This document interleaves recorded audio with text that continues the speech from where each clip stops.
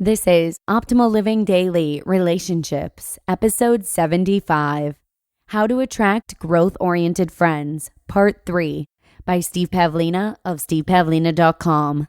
Hey everyone, and welcome to the Relationships edition of Optimal Living Daily. I'm Joss Marie, the girl who reads to you every single weekday from some of the best relationship blogs on the planet. Today, I have the final part of a 3-part post from Steve Pavlina. We started this mini-series in Wednesday's episode, so if you're listening out of order, you'll want to go back and listen to that one first, and then Thursdays for part 2, before listening to today's episode. And with that, let's hear today's post as we start optimizing your life. How to Attract Growth-Oriented Friends, Part 3, by Steve Pavlina of stevepavlina.com. Start giving now.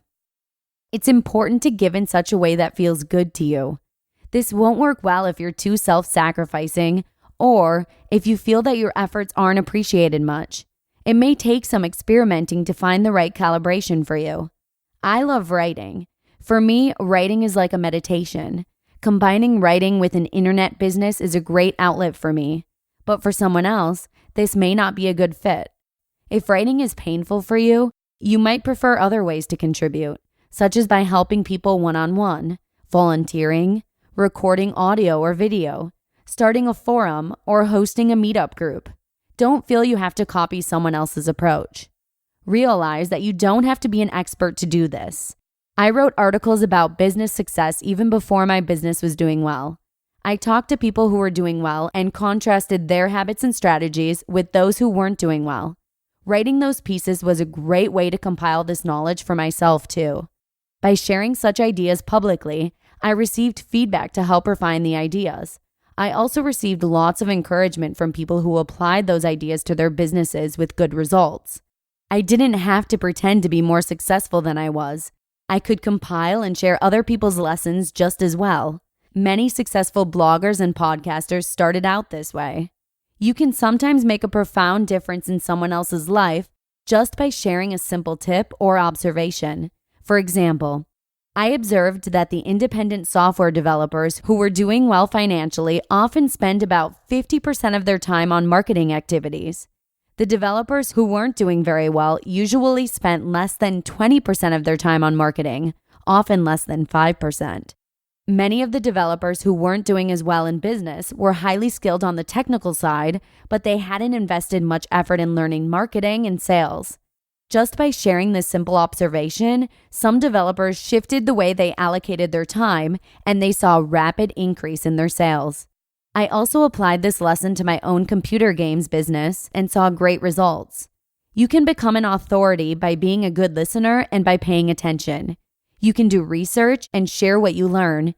You can do your own experiments and share the results. And if you keep doing this sort of thing, you'll eventually become a legitimate expert in your field. And you'll attract lots of smart, growth-oriented friends by raising your social profile. Don't assume you have to complete a big project in private first to earn the right to help people. You can find a way to be helpful starting today. Just go to a forum or a meetup group and start helping out where you can.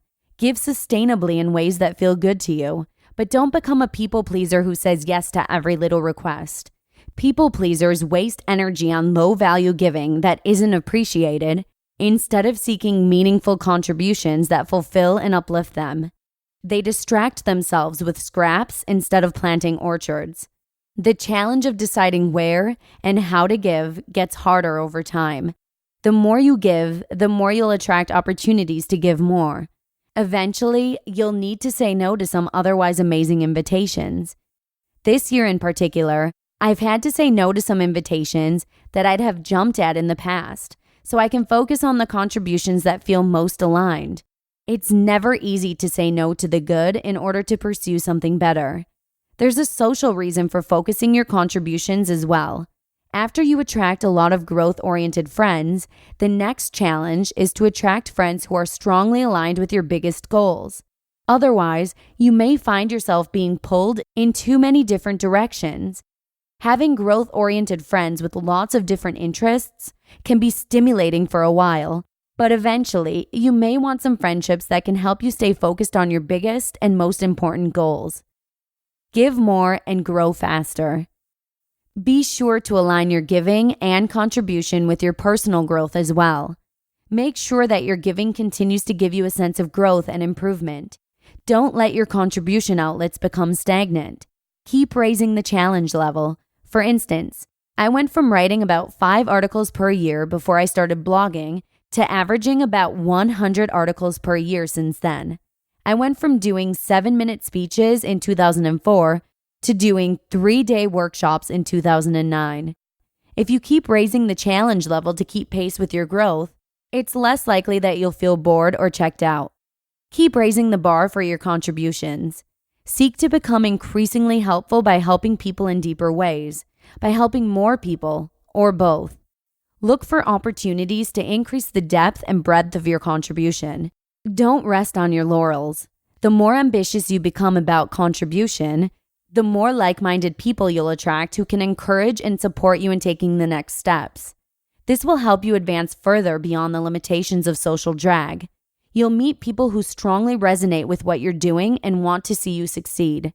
When you see your social support drying up, which may happen from time to time, that's a good indication that it's time to raise the bar on your service.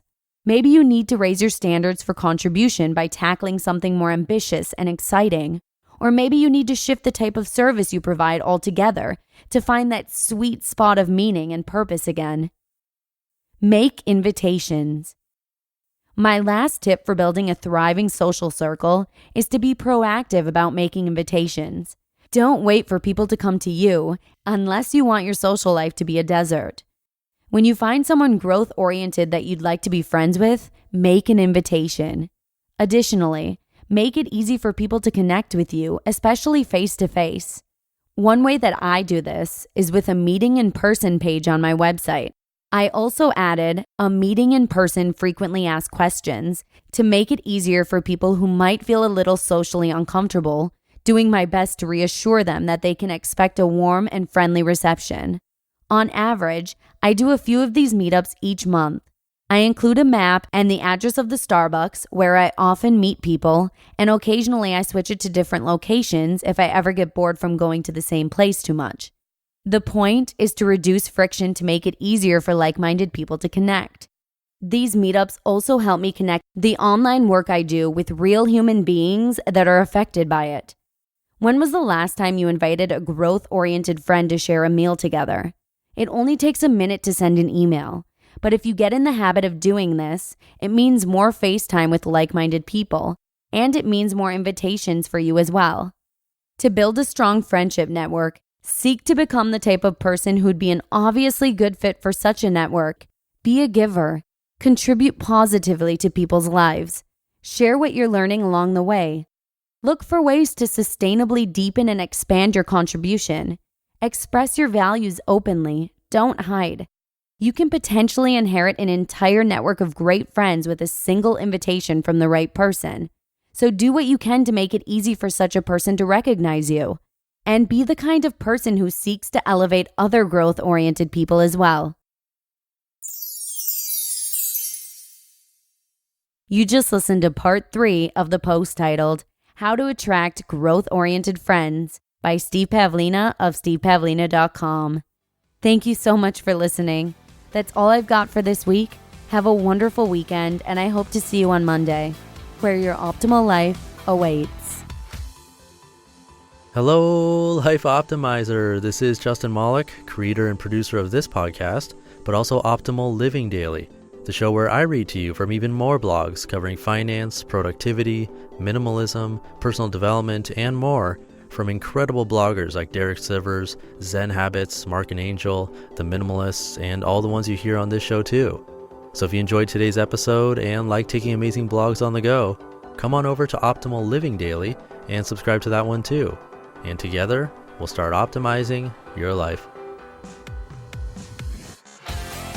You've been listening to Optimal Living Daily. Be sure to hit the subscribe button to stay up to date on each new episode and head to oldpodcast.com. That's OLDpodcast.com for a free gift as well as more actionable tips and resources to help you maximize your potential.